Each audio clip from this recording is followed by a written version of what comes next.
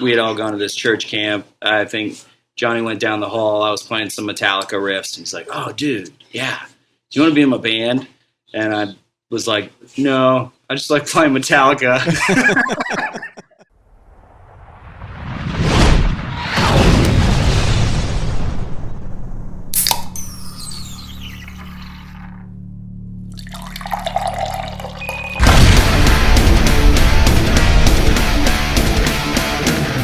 Hey, what's up, everybody, and welcome to the Drinks with Jonny show.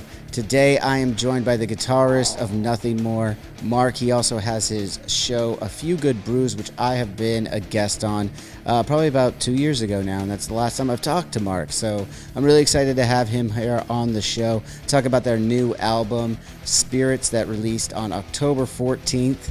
And there's so much more to get into. They're on tour right now. They've been on tour with some of my friends and stuff, and really interested in seeing what Mark's been up to in the last year and a half, 2 years. So, it looks like he's ready to go, so let's start the show.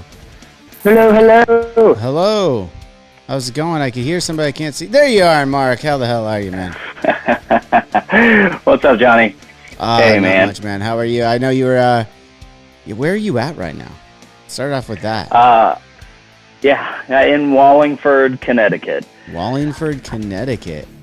Yeah, we are in Wallingford, Connecticut. Let me check the old master tour. I don't even know what this Toyota Oakdale Theater. There you go. Toyota Oakdale Theater. Okay. Wow, you remember this one? No. I'm sorry to say, no. I really don't remember that one. That's fine. No worries, man. It's hard. The bigger like amphitheaters and theater venues, a lot of times they blur together. Unfortunately, they don't have like personality a lot of the times. You try to remember specifics, but then they all just kind of like, oh, it's another hockey arena. Yeah, it's a hockey arena that you're in right now. Okay, I was like trying to remember what even that is. What's the major city that it's close to? Yeah, that's a good question. I don't know. And this is a little insight for everyone watching at home right now. Not to poo-poo on your city or anything like that, but we're often, as guys on the road, hop in the bus, go for 12 hours overnight while someone else is driving, wake up the next morning, and get told where you're at. And that's how sometimes it tends to be, right? Yep. Yeah, you have a priority list. It's like, did I talk to my wife? Did I talk to my kids?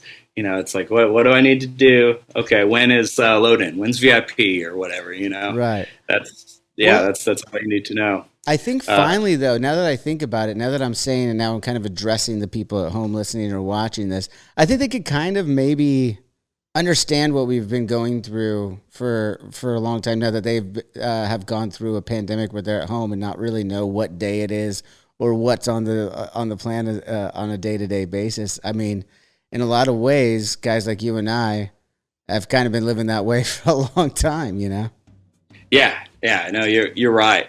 Yeah, and fortunately, it is like summer camp because, like, well, you're with your buddies or whatever, your tour family and everything. Oh, no one's complaining about it. We're not complaining about it by any means. Yeah, very true. I just looked at the map, though, and it looks like smack dab right in between New Haven and Hartford. So. Okay. I mean, I'm sure I've been there. I know. Nice. Yeah. Someone could fact check that for me and let me know if Avenged Sevenfold's ever played this place too. That's awesome. Well, how the hell are you, Jonny? I'm good, man. I haven't talked to you since I was on your show, A Few Good Brüs. Yeah. That was like, I was trying to remember. Was that like a year and a half ago, 2 years ago? When the hell was that? I think so. Yeah, I think it was like mid 2021. Okay. Yeah. Okay. You still doing that show? I haven't since we kind of started touring again. As you know, life gets busy, and it's just fallen a little, lower on the priority totem pole. Right. So I'd love to. I really have a heart for beer and a palate for it, especially traveling. That's like the best part of it. But I just don't have time to give it what I want to give it right now. Yeah, so, no. I mean, you're focusing on the shows, everything. I totally understand how that goes. Well, speaking of traveling, though, and A Few Good Brüs, what's something I mean, you guys have been out for quite some time again now. I know you did that co-headlining tour with Asking, and my friends in Atreyu were out there. I just had Eva from Eva Under Fire on the show. So it had like a whole list of people that were on that tour with you guys about a month ago. And so I know you've been traveling is basically what I'm getting at there. And what's been the beer that you found? I mean, what have you anything new? Anything new that I need? Has beer changed since I've been out on the road is what I'm asking. Nice. Man, I think so since COVID for sure, because I feel like craft beer was already starting to kind of like skyrocket, and then COVID happened and everybody's home, and everybody's got to drink even more, and so it's like, oh man, let's make some even weirder beer, and let's just go ape shit with it. So I'm a huge advocate of breweries that take risks. We actually did a beer, Nothing More did with Urban South from New Orleans, and it was a peaches and cream ale, and like that was the goal of it. It was actually to, you have some cream ales sometimes, and it's like, man, this isn't creamy at all. Like, this isn't what I was expecting. I feel like this is false advertisement. Right. So it went big. You're telling me you went big on the flavor profile of cream on this one. It was good, yeah, okay. And subtle peach, subtle like cream with the cream. It's like put a little marshmallow in there, and it was nice. It was really, really good. Fortunately, the stuff sold out fast and everything, but unfortunately, it's like we have to commit. The band has to commit to like a lot, in order to like get it into distribution and everything like that. And at this time, we're kind of not doing that. There's also so many breweries out there that are willing to partner up or whatever. And I think ideally at some point, it'd be super badass to have a whole tour outlined with having a base recipe, and then each city is like, hey, put your spin on it, and then partner with it. Yeah, partner with a charity, do something cool to give back. That's my big goal. I don't know when I'm going to be able to do that or have the time to do that, but I think that'd be really badass. Well, if you don't get around it on this time because you're quite busy, I understand that.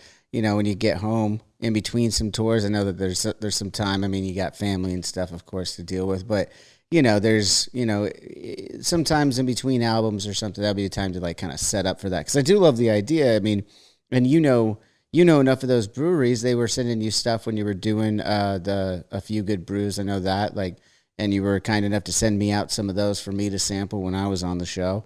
And getting together with those different breweries and stuff, and coming up with a cool charity thing and like a local thing. So help promote the show, help promote their brewery, whatever it may be. I think there's a lot of cool opportunities with local breweries these days. There are. You're right. Yeah. So possibly one day. What about you? What's the latest and greatest Jonny cocktail, man? Ooh, I want to know. Latest and greatest.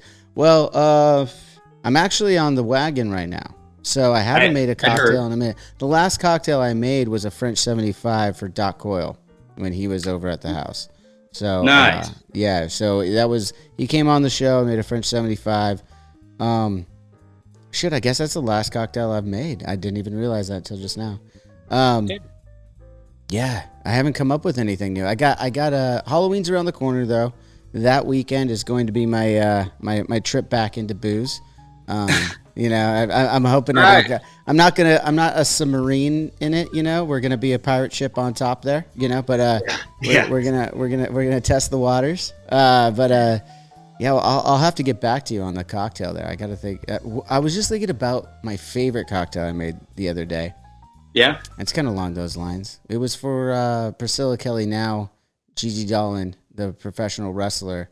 We made a spin on an aviation and put a tampon in it. We used grenadine and for the blood of the tampon and garnished it with the tampon. Wow. That's impressive. It's in the archives here at Drinks with Jonny. If that's not too lowbrow for you, you could find that. So that's cool. Yeah, I'll have to check that out for sure.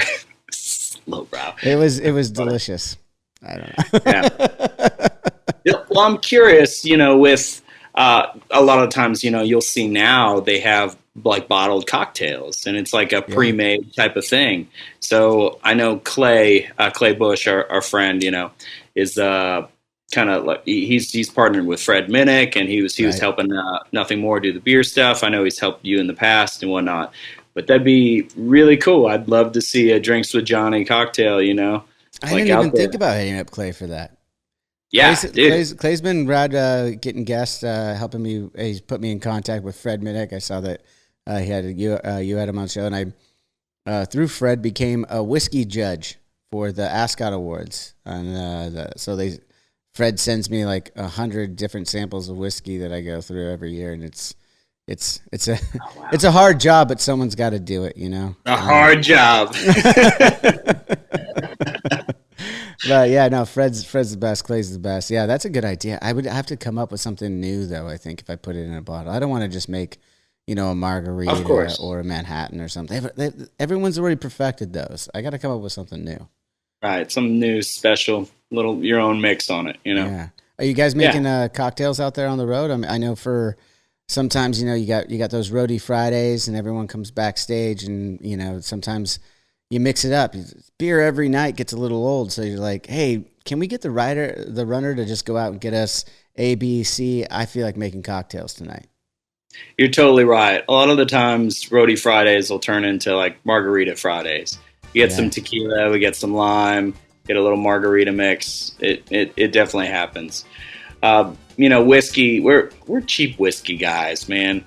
That's party foul or whatever, but I like buying it. What you like is what you like. What do you mean by cheap though? I mean, that's a broad term. That's for a lot of people. That's true. I don't. It's got to be in a glass bottle at least. Okay. I was making sure. I didn't know what kind of backstage parties we were talking about here, Mark. Right. True. But before stage, we'll all kind of do like a shot of Evan Williams, and I'll have my Evan Williams, and actually I'll mix it with Pedialyte and water, basically. So get a little hydrated and get a little energy. A little loose for the show. Okay, I see where you're going there. So you do that. That's like a pre-show ritual for you. Yep. Yes, sir. And you mix the Pedialyte with it, or do you take the shot and then have a little bit of Pedialyte? I'll take a shot, do a 5-hour energy, and then my stage drink. I'll do like 2 shots of Evan Williams, and then I'll put some Pedialyte powder, or if there's actually Pedialyte, like in a water bottle, mix it up, and then like pour half of it into the drink or whatever. So it's good. So you're getting pretty lit up on the show. I like it. I'm just listening to this pre-show ritual here, and I'm like, all right, he's getting pretty lit up for every show. That's pretty rad. Gotta feel it, No, you're running around. I understand. I think every musician that does still drink or whatever, like has, their rituals or whether I guess I should say whether it requires drinking or not. You still have your pre-show rituals and stuff. I'm sure you have a certain amount of time you spend warming up before a show and close it all off and stuff. What else are? I mean, I like to get a nap in before a show. I mean, do you ever do a pre-show nap? Is that something you get into? I do. I did that all last tour. Typically, it's a bit insensitive and inconsiderate of other people, but I really just like finding a couch and like just cat napping for like 30 minutes or whatever. That's pretty nice. You think that's bad? I'm like, nah. Everyone out of the room. I'm closing. I want to go find a bed somewhere, and I'm 30 minutes. Jesus, I need a solid hour, man. I'm right. Still recovering from the night before. God, you gotta. True. Yeah. Our singer is a big advocate, though. Every show, it's always a must. Mm-hmm. So. Well, it's got to be. I get the nap. Yeah. So, how long have you been on this particular trip that you're on right now? Yeah, man. I think we've been out for about 3 weeks, and we probably have 6 weeks left or 5 weeks or something. It's a long tour. We'll be done like end of October-ish or whatever. And I think last show is 24th, maybe. Something like that. Okay, so this is going to take you into The release of the new record, right? Spirits. You're correct. Yeah, October 14th. Yeah, right. Yeah, that'll be out. Pumped. You guys got some stiff competition though. I just talked to Miles and Mark from Alter Bridge. They're coming out with their album Pawns and Kings same day. What I found was interesting. I was telling them, like, you guys have this. You release your 4 songs before the album comes out. You guys have done the same. You know, it seems to be the industry standard in rock right now. You release some songs before. It tends to be the number 4 for whatever reason. And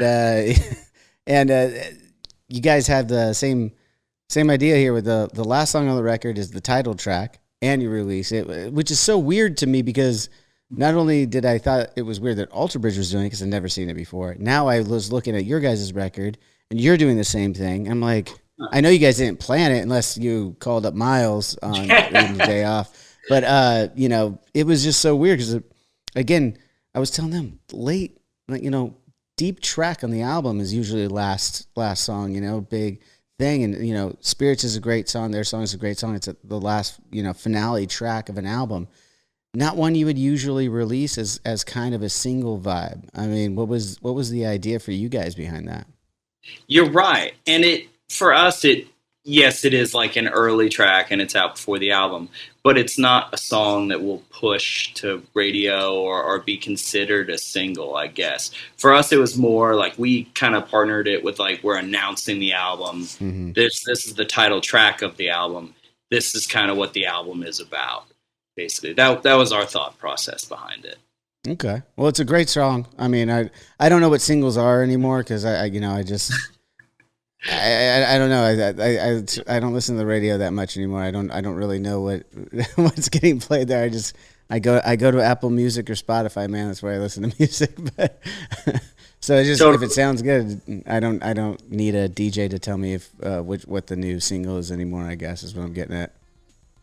For sure. And I totally understand that. Absolutely.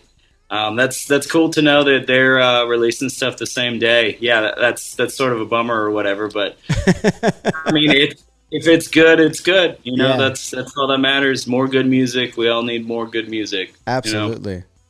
From the song, so the only thing that I don't like about, again, going back to listening to 4 songs, I go to listen and I'm like, oh, there's 4 songs, but then as I'm listening on Apple, like, one song ends like Tired of Winning ends, and you could hear that in the album when it's released, it's going to nicely flow into that next song. But then it jumps to the ballad next, and I'm like, oh, shit, man, that just totally took me out of the element for a second. Right. That's very true, and that is unfortunate, especially if you are more of an advocate of, you know, working on the sequencing and having the transitions between songs and all of that to just like completely get interrupted. I know, like, for radio or whatever with Tired of Winning, it's like we had a version to where the last chord just, okay, it rings out, it sustains, and then it goes away. But for Apple Music, I know it's like it's starting the next little track, which is Ships in the Night, which is available because it's in the music video and stuff, but it's fucking annoying when you've already heard that. Yeah, everyone's just trying to navigate these new ways of listening to music. I get it, but I do appreciate that you guys, when you went into the album, you guys were creating an album, obviously, and keeping in mind those sequencing, as you just pointed out. What was the process like on this one for you guys? Because it's a great album. I think it's a great follow up to the one before. I go back to some of your guys' earlier stuff, like the release in 2009, and I like that. I don't know, a little bit more funky stuff to it too, you know. And I think it's you guys have really honed in a different kind of rock sound, and I think it's really cool. So just curious as to where you guys were going with this album, taking all those things into consideration. No, that's badass. I appreciate the kind words. I feel like with COVID and everything, we're all separate physically. Dan and I are both in San Antonio. Johnny's in Baton Rouge, and Ben, our drummer, is in Phoenix. So there's just tons of file sharing going on. We didn't even see each other for a year for a lot of it. So we all kind of like worked on our own things a lot more. I feel like it, and it allowed us to get a lot better at our craft and kind of like paint our own pictures to fruition, instead of having, the other guy like sometimes stop an idea from happening, which can be a bummer. But I don't know. I think basically what I'm saying is we allowed ourselves to go further down the rabbit hole with ideas. So songs like Spirits or whatever, it's 6 minutes long or whatever. Like we have longer songs on this one. It's a bit more progressive. Mm-hmm. And we kind of come from a little more of the progressive roots, I'd say. Though at the same time, I do feel like that there are songs like Best Times, and that'll actually be out at the end of the month. I'm really proud of it because it's just kind of straight up, and it's the positive song on the album. It's uplifting. It's kind of a love song, which is cool. And it starts with electric ukulele. So, wow. Which is kind of funny. Yeah. Electric ukulele. Where'd you find one of those? Cheap. But nowadays, with Axe Effects and all these amp emulators, it's like you can't tell that it's a ukulele. It sounds kind of like a clean guitar with a bunch of delay and maybe some warble or something going on. Yeah. But having that starting place, it sparks new ideas. It's a different spot for you, and you can probably relate. Like Tired of Winning is an 8-string song. Spirits is an 8-string song. I never played 8-string before. I just kind of like pushed myself to like, all right, we're gonna have a couple 8-string songs on the album, cool. And it's like I'm doing it, and I'm gonna see what happens. So I'd say that's what's kind of different about this one. Well, I love that. But I love that you touched upon something that people at home might not get all the time, is that interest in grabbing up other instruments isn't necessarily to be like, oh, I want to play that instrument. Sometimes it's exploring something that takes you, you've played the guitar for how many years you've been playing it, and it's the same notes, it's the same strings, it's the same everything. Maybe I need something a little different to spark an idea. Maybe it doesn't end up happening that way, but it's just, if you don't play the piano, go sit down on the piano and just try and find the notes that way. And sometimes you can really create that way. And I think that's a really awesome thing you just put on there. Like with the 8-string thing, like in Winning Time, I did hear it, and it had like I didn't realize it was an 8-string. First of all, I realized drop tuning, of course, but I thought like had this like heavy 311 or Rage Against the Machine thing with that nice. Initial riff that comes in. Really cool stuff. So it's really interesting to hear how.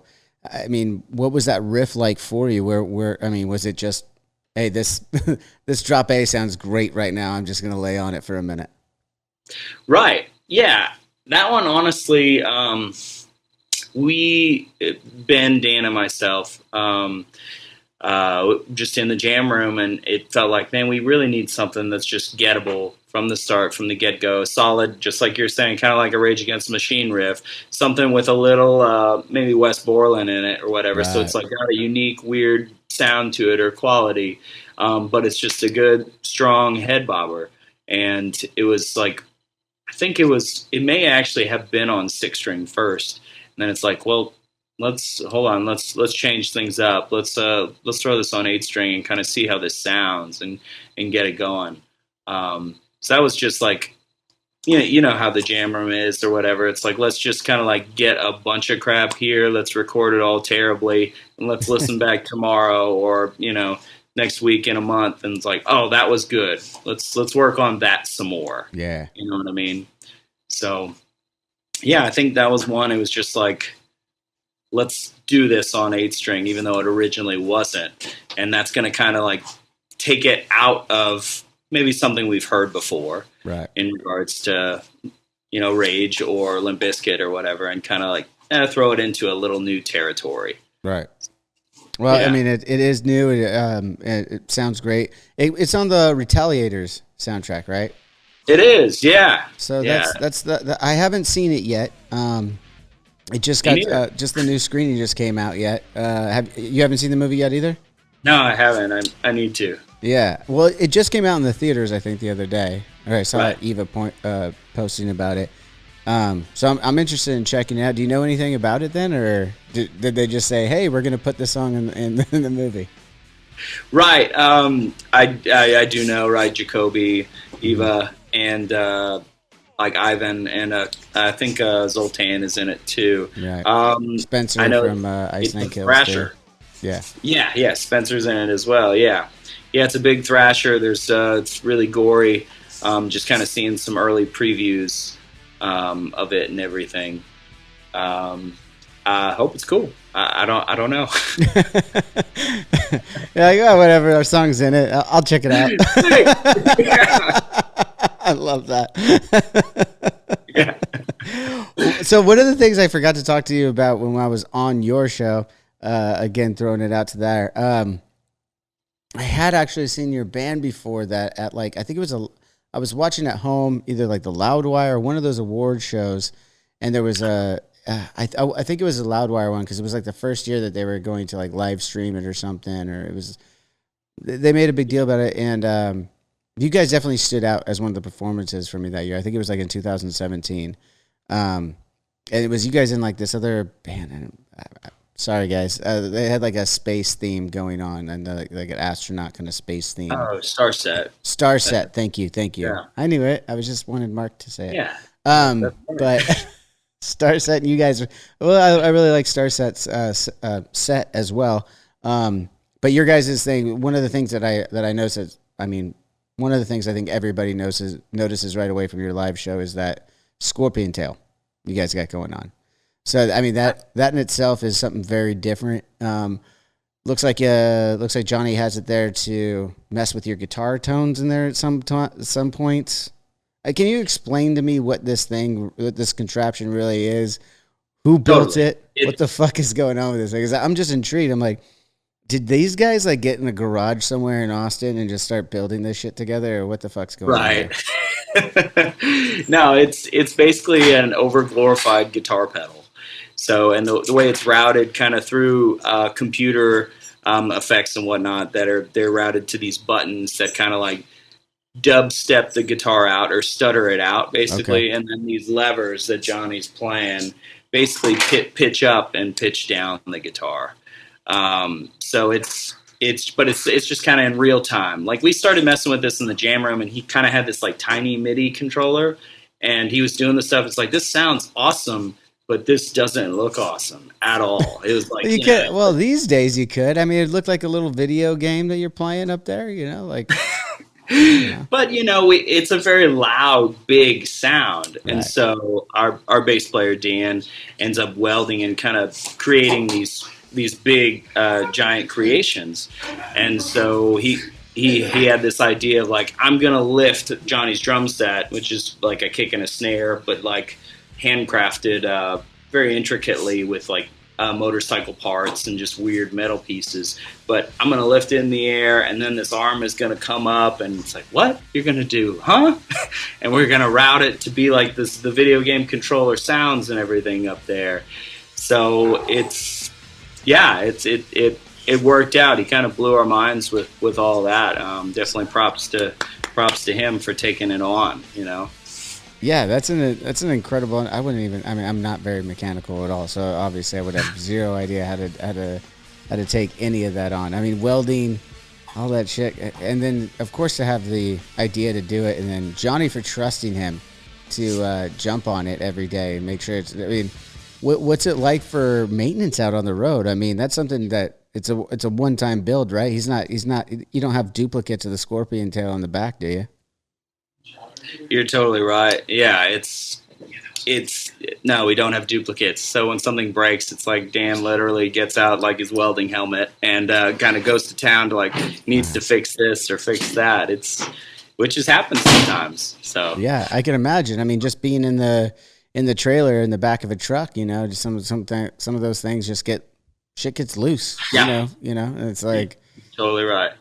Especially if you're trying to jump around on it, like you guys are. It's gonna. I don't know. Yeah. We want to make sure someone's not slipping and sliding up there. Has there been any? I don't know. Has there been any incidents where in the middle of a show something hasn't worked, or someone's fallen off of it, or? Fortunately, not. Knock on wood there. Some wood. Yeah.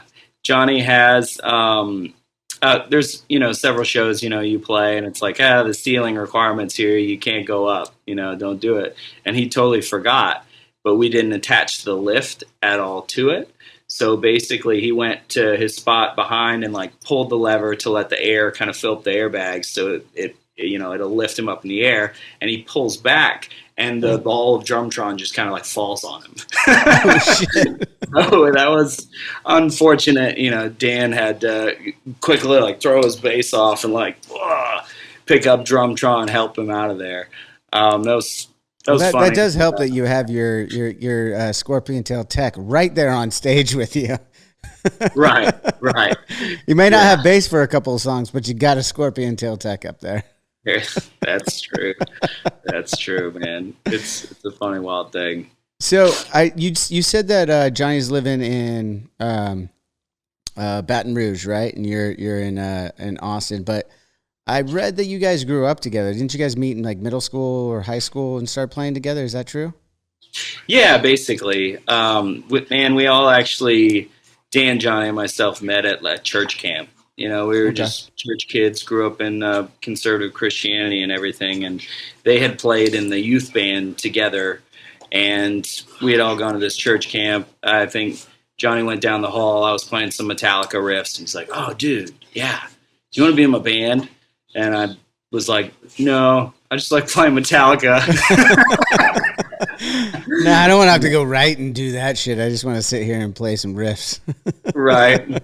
So I rethought that idea like 6 months later, gave him a call back, and that first session, like kind of jamming with somebody else, like it was like, oh man, this is what I want to do for sure. You feel the magic and everything in there, and it changes you. But yeah, kind of that was maybe like 2001 or 2002. So it's been a while. We didn't start touring until 2005 or so, and that's actually when Dan joined the band. Mm-hmm. Before, he was like, I don't know, you guys are a little too progressive, a little too notey for me. There's no groove in here. I don't want to play bass to this.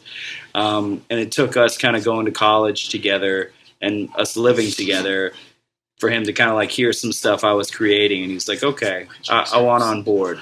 And with Jonny was playing drums at the time too. Right, yeah, because you guys had and he didn't. You guys had a different singer for a while, and then he stepped in. We had like 4 or 5 other singers. Didn't he reluctantly step in as the? Yeah, kind of, sort of. It was a very different move, as you know, going from drummer to vocals, with just you're used to hiding behind all these drums all the time. So, but after 4 or 5 singers, we were just like, man, you have the best harmony voice here, and he had a passion to do it, and so it's going to be a lot easier to find a drummer, and we're writing the lyrics and melodies together anyways, So, yeah, we did that, and then actually the first album you hear him sing on is The Few Not Fleeting, the one you were kind of talking about, the 2009 release. Yeah. Well, I mean, it worked. It all seems to have worked out well for you guys now that you got this lineup going. You got a show I saw you guys posting about a show in Nashville. Carrie Underwood came out or something like that, and gave you guys props. Did you get a chance to meet her? Did you see that afterward, or what was that all about? Yeah, man. She actually came out. She was actually a fan before, and I think Jonny had reached out because it was like she only follows 200 people, and we're one of those people, and one of those bands. And so John just kind of started a conversation, and said, "Hey, we're playing Nashville. Do you want to come out?" And so it was interesting. At like 9 a.m. that day, like her tour manager and manager both came out. They and security guy discussed a strategy to how she's gonna get there, where she's gonna go, and everything. Totally makes sense. Yeah, it was just another level of oh, cool. And so she kind of had her. This is how that side lives, huh? All right. Yeah, right. Yeah. So she had this special crow's nest that she was at for the whole show. And after the show, she came back. We hung out for about 20 minutes or so. Mm-hmm. She's badass. It was awesome. Yeah, she had a few drinks. She had a good time. It was mom's night out. She has think 2 kids, maybe 3 kids, if I'm not mistaken. And she didn't bring him to the show? No, Dad was home with the kids. She just came out to rock. So that was really cool. Yeah, super nice. No, that's great. Yeah.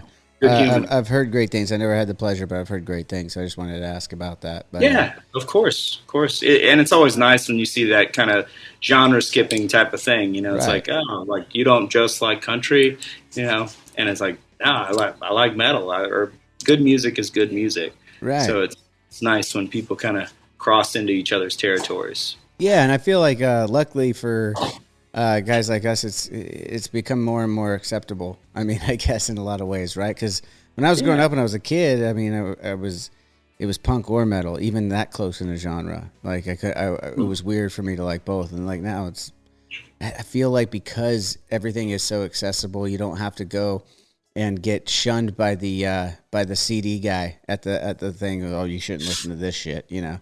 But he's like the record player guy. You know, watch High Fidelity. The guy that's selling you something has an opinion on what you're buying. It's like, get the fuck out of here and let me buy the record I want to buy. All right, you know? Yeah. Come on, man. It's a great movie, though. Great movie. Jack Black is amazing in that. Oh yeah. He sings some Marvin Gaye. It's incredible. I love that movie. But yeah, now that everybody can get everything, it seems like that's kind of rightfully so. Just kind of an archaic way of thinking. It's like I don't have to identify with the music I listen to. I have several different moods. I would like to listen to different music at different times of the day. And it's okay. Right. Yeah. It's weird that you even have to say that. It's okay to like different music. Right. Yeah, for sure. Well, you did touch upon a little bit of, Carrie Underwood had a couple kids, and I saw that in your post, you have a son, right? Yeah, I do. And how old is he? He's 9. He's 9 now. Wow. You're like way ahead of me there. And he's into gymnastics, right? Yes. Yeah, man. He goes to, it's nuts how much he goes to practice. Like seriously, it's like 20 hours a week. So he'll have school until 2:45, and then he's off for like an hour and a half, and then goes to gym practice for 5:30 until 8:30. 5 days a week, and on Saturdays from 8:30 to noon. Jeez. So they hook you early, and I get it because this stuff's really hard to do, and that's how they will get you to level 10, kind of that Olympic college level. You just have to be able to condition and train that much to build that much strength, and that's required of these skills. You know. Well, I mean, I don't know. I'm hearing this right now. I don't know. Yeah, sure, man. It makes sense, though. I mean, it totally makes sense. What you're saying is absolutely right. I've never thought of it that way. Right. Where did gymnastics come in, though? You know, like I always curious as to how kids are finding that. I mean, it's great. My son does like a My Gym class. It's kind of like a little bit of a gymnastics kind of thing.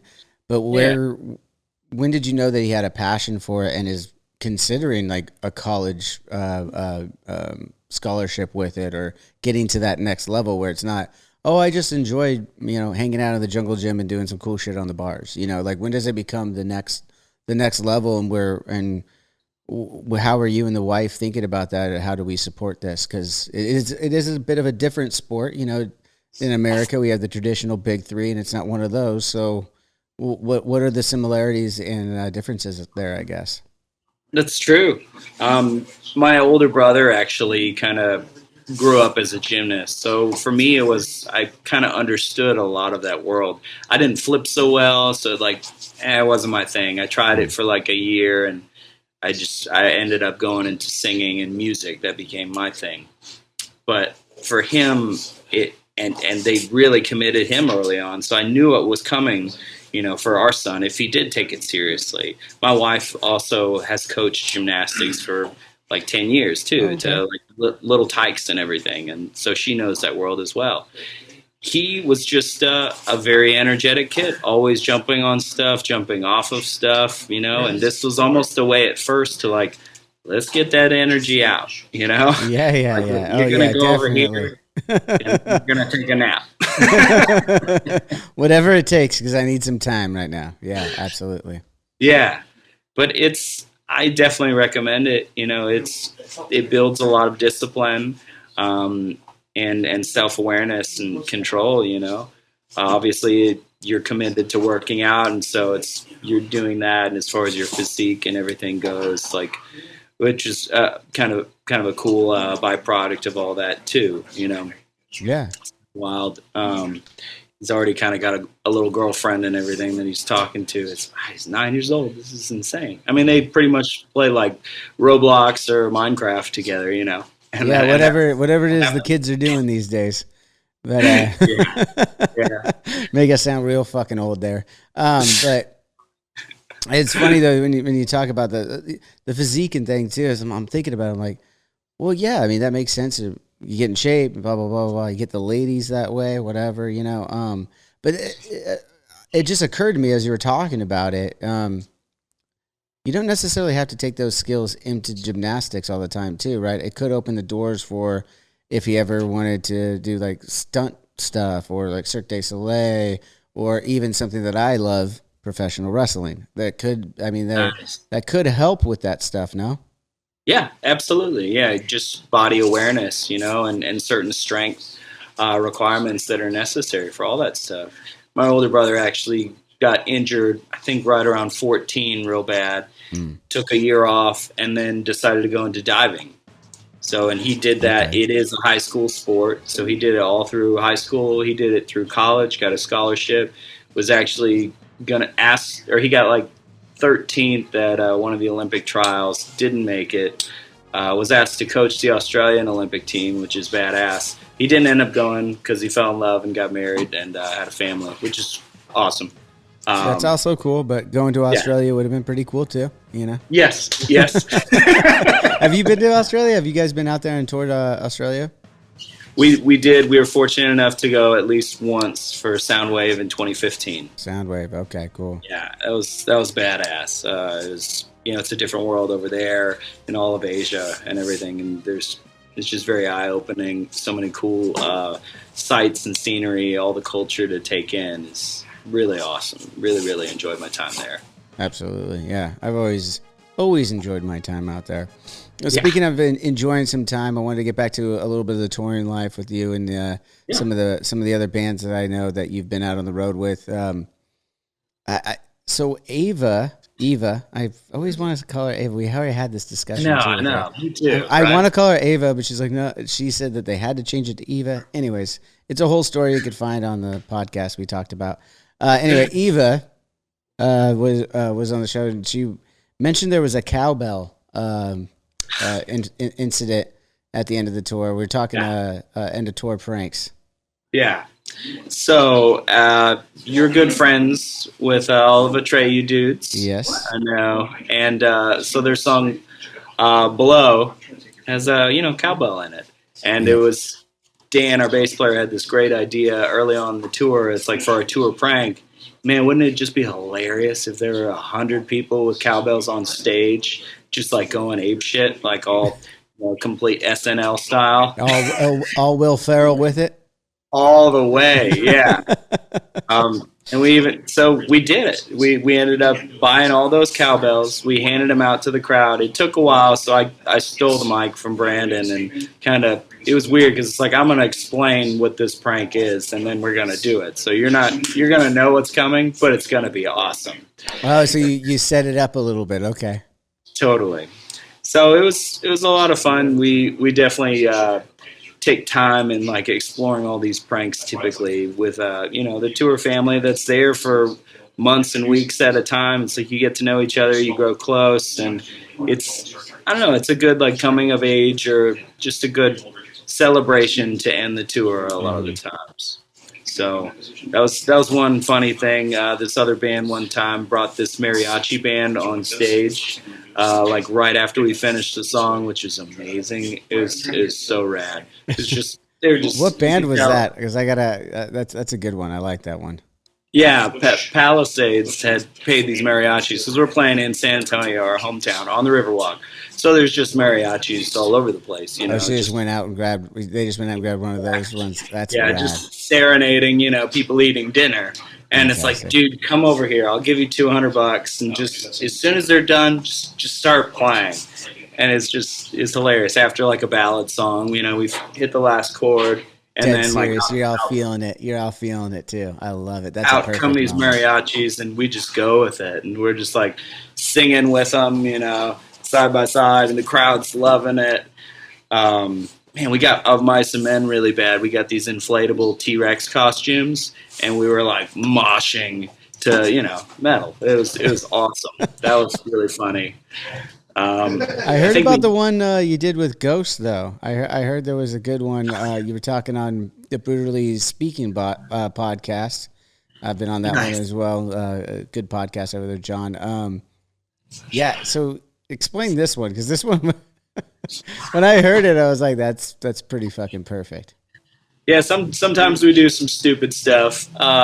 It was good. We had all of our crew dressed up kind of like their crew, basically. I should probably the good part of this story is we dressed up in Ghostbuster uniforms, and we were full blown ready, to get the ghosts out of here. I love that. Yeah. So wait, did you come up on stage though, like while they were playing to do that? And how did Tobias take that?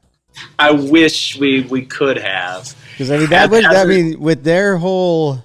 We've been on tour with Ghost before. An amazing band.